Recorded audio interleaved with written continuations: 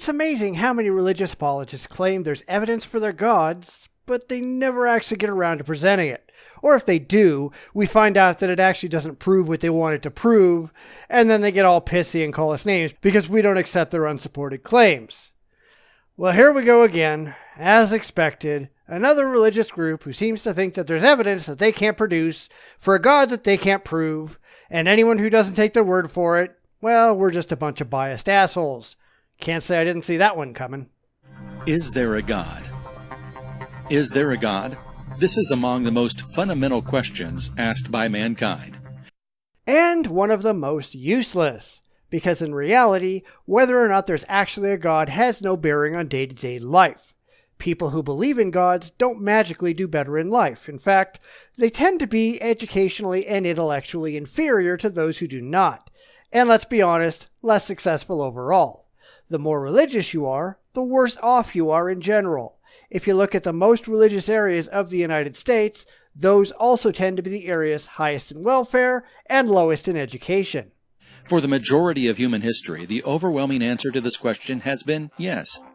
Just because people believe in gods doesn't mean gods actually exist. For a huge part of human history, people believed the earth was flat, and they were wrong. People used to believe that demons caused disease. They were wrong too. Large numbers of people being wrong about things they were absolutely certain about, well, that's not that uncommon.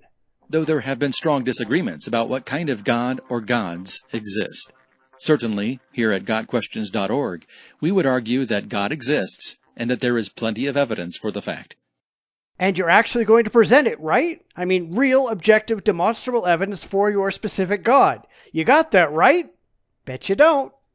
The Bible says there is a God, that nature demonstrates a creator, and that God reveals enough of himself in the world for people to know of him. In other words, you've got nothing but the rantings of a Bronze Age book of mythology. Bet you we're all surprised at that. The early Christian church was founded on the use of eyewitnesses, evidence, and good reasoning. All of which is claimed, but none of which can actually be independently or objectively demonstrated. We know that the Gospels were not written by eyewitnesses. There isn't a single independently verified eyewitness account to the life of Jesus anywhere. Not a single case of provable eyewitness testimony exists in the world. It's all hearsay, wishful thinking, and Christian forgery. Do you have anything better? Even Jesus himself appealed to evidence when defending his claims. That assumes that Jesus ever existed at all. All you have is a book of mythology that makes unsupported claims about a character that cannot be demonstrated to have been objectively real at all. Please, do better than that. Beyond the Bible, we also have the support of archaeology, science, history, literature, and human experience that there is a God. No, you don't. If science proves there's a God, why are upwards of 90% of scientists in the National Academy of Sciences atheists? The overwhelming majority of those in the hard sciences are atheists. Apparently, science doesn't prove what you wish that it proved. And human experience? How is that objectively proven the existence of a God? People have experiences that they arbitrarily assert were caused by God. That doesn't prove they actually were caused by God, only that these people were stupid and gullible. A claim without evidence is an empty claim. Naturally, some point to evidence from those fields to attack the idea of God's existence. And yet the balance of human experience, science, and philosophy seems to indicate that there is a God. And just repeating the same load of unsupported nonsense over and over, that doesn't make it so. Much of what we assume as part of daily life, including reason, morality, and human rights, are nonsensical unless God exists.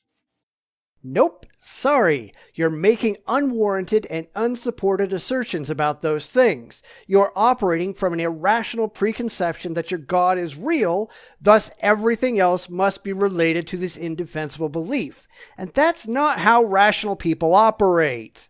There are ample reasons to believe in God. The real question is whether or not a person is open to this evidence. Oh, good. Now we're getting to the conspiracy theorist part of our program. Those who don't believe must have some ulterior motive for not believing. Sure. Geniuses of history have been believers, and geniuses of history have been atheists. There is more to the question, is there a God, than purely intellectual concerns. No, there really isn't, because there either is a God or there isn't a God. There is no third option, and it doesn't matter how much you believe that God exists. If a God doesn't exist, then a God doesn't exist. So in reality, this is an entirely intellectual matter. Your beliefs are irrelevant. Ultimately, how a person attempts to answer the question, is there a God, strongly reflects the answer he or she prefers. That's not how questions work, sorry.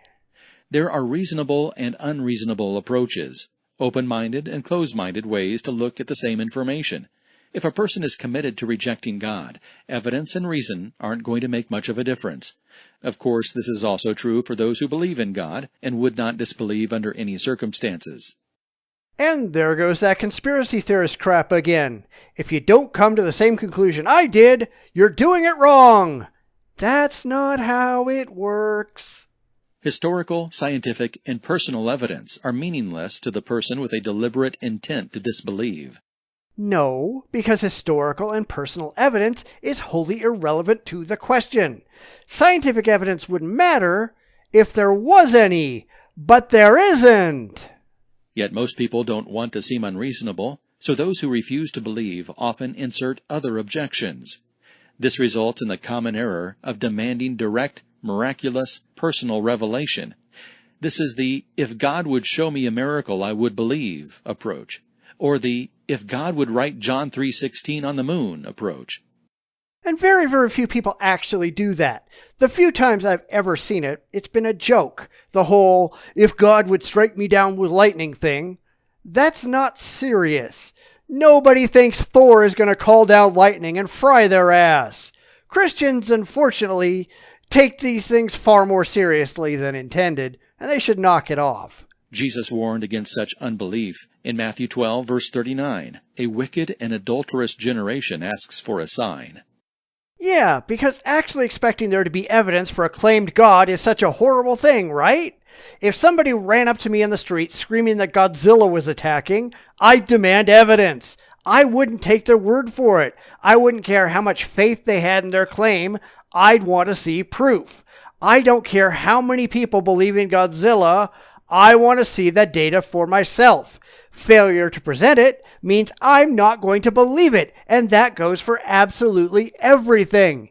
Any claim must be supported, and I don't care how emotionally comforting you think that belief is. If it isn't supported objectively, I'm not going to take it seriously. Imagine a person refusing to believe in Abraham Lincoln unless Lincoln posted a YouTube video calling them by name. See, we actually have objective evidence for the existence of Lincoln. We have things he actually wrote in his own handwriting. We have photographs of him. We have hundreds and hundreds and hundreds of demonstrable eyewitnesses to his existence. We got none of that for any gods. What the hell is wrong with you? Or a girl refusing to believe that someone loves her, despite letters, gifts, and conversations to that effect. What she demands is that the person burn her house down to prove his love. Those aren't reasonable requests, and the person making them is really saying, I don't want to believe that. While your examples are just ludicrous, that's not at all what anyone is saying. It isn't that we don't want to believe, it's that we refuse to believe anything that hasn't been proven to us with objective, demonstrable evidence. Our standards are just higher than yours. We don't care about how happy something makes us. We care if it's actually, factually true. Such people aren't going to believe the mundane evidence, so they're just as liable to reject the miraculous evidence. You haven't presented any evidence of any kind, period. There is no mundane evidence. There's no miraculous evidence. You got nothing. Those unsure about whether or not God exists are encouraged to seek Him, examine the evidence, and be open-minded. And we've done that and come up entirely empty. Christianity has nothing to fear from the truth. Christianity wouldn't know truth if it bit them. And we have ample reasons to be confident in our answer to the question, is there a God? Yet you seem entirely unable to actually present any of that evidence for objective evaluation. Every single time that a theist pops up with some supposed evidence, We take it apart, we examine it, and we found it to be ridiculously wanting. And that's not because we're biased, it's because we actually looked at your evidence and found out that it doesn't prove what you seem to wish that it did. You seem to want special treatment and special requirements for your special imaginary friend. It doesn't work that way. I want the same level of evidence for everything, whether it's God or Godzilla. You need to prove that this thing you claim actually exists in the real world. And if you can't, I'm not going to take you seriously. I'm not biased against your belief. I'm biased towards reality. Maybe you ought to give that one a try.